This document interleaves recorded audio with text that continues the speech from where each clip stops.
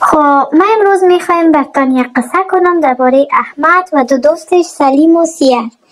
بیاین همراه ما یک جای ببینین که احمد و سلیم و سیر چی میکنن و چی میشه در آخر قصه.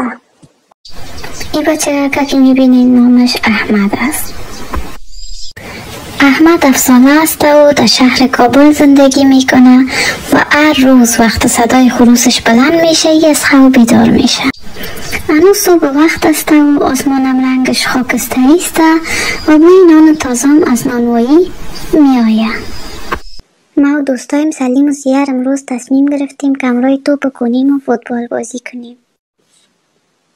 من دروازه‌بان میشم، اما در وسط بازی سیر میگه که توپ از ماست و دیگه کسی نمیمونه که بازی کنه.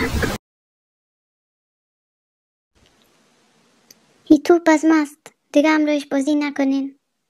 سلیم پیش احمد آمده و میگه که احمد بیا جگرخون نباش، ما استکای کنه پس یک توپ دیگه میسازیم و همراهش ساتیری میکنیم. و احمد ببینین که جگرخون از پیش خود میگه که من خو جگرخون هستم، به خاطر ما خو رفیقا بودیم.